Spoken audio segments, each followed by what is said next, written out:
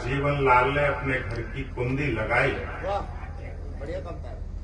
जैसे ही डॉक्टर जीवन लाल ने अपने घर की कुंडी लगाई, एक आवाज दूर से उसके कानों में आके टकराई, डॉक्टर साहब जरा रुकिए, भगवान के लिए इस गरीब की भी सुनिए, मेरे जीवन का एक ही तो सहारा है। कहने को तो वो मेरा लाल है, पर मेरी आंखों का तारा है। पिछले 3 दिनों से मृत्यु शैया पर पड़ा है, इसलिए तो एक गरीब बूढ़ा आपके दरवाजे पर खड़ा है। भगवान के लिए तरस खाओ, कैसे भी हो मेरे बेटे को बचाओ। जिंदगी भर आपके गुण गाऊंगा, और अगर मेरे बेटे को कुछ हो गया तो उसके साथ ही मर जाऊंगा। जिंदगी भर आपके गुण गाऊंगा, और अगर मेरे बेटे को कुछ हो गया तो उसके साथ ही मर जाऊंगा। डॉक्टर बोला, अरे क्या बकता है, तरस खाने से कभी किसी का पेट भरता है। अगर मैं तेरे जैसों पर तरस खाऊंगा तो अपने बीवी बच्चों को क्या तुझे खिलाऊंगा। क्या कहना? डॉक्टर बोला, क्या बकता है, तरस खाने से कभी किसी का पेट भरता है। अगर मैं तेरे जैसों पर तरस खाऊंगा तो अपने बीवी बच्चों को क्या तुझे खिलाऊंगा।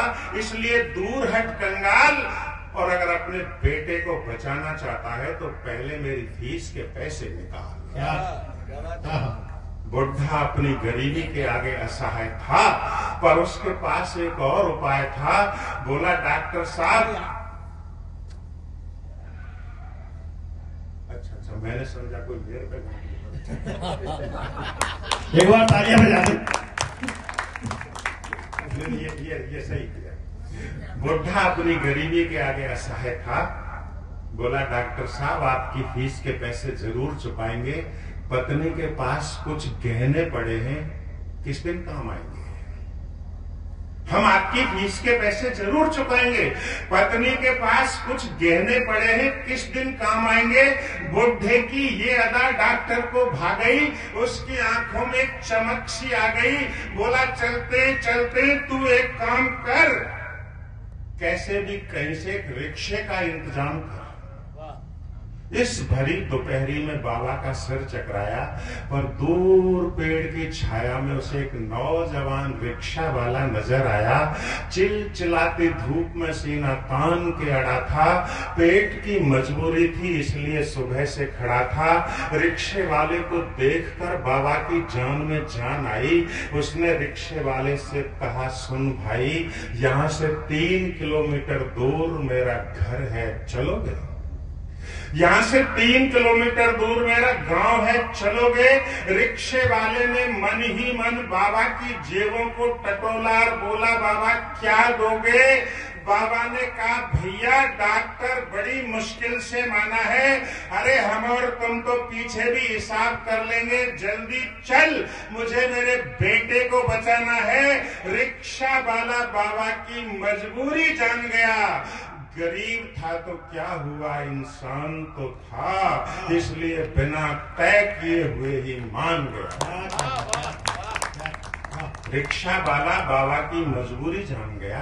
गरीब था तो क्या हुआ, इंसान तो था, इसलिए बिना तय किए हुए ही मान गया।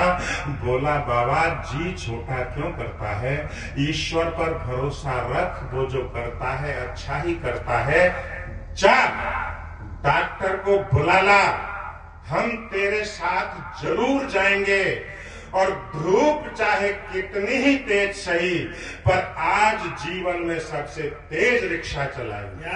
क्या कहने।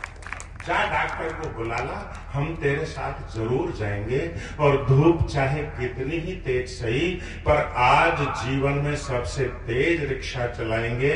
रिक्शे वाले की बातों ने बाबा का जी हल्का कर दिया। भाई साहब 3 किलोमीटर का सफर उसने 2 मिनट में पूरा कर दिया। घर पहुंचकर बाबा ने रिक्शे से नीचे छलांग लगाई, पर तभी एक चीख उसके कानों में आके टकराई। वो चीख उसके कलेजे के पार हो गई। बाबा समझ गया अब तो केवल मिट्टी बची है, आत्मा तो कहीं शून्य में खो गई। चीख सुनकर डॉक्टर भी घबराया, पर उसे किसी और चीज का ख्याल आया।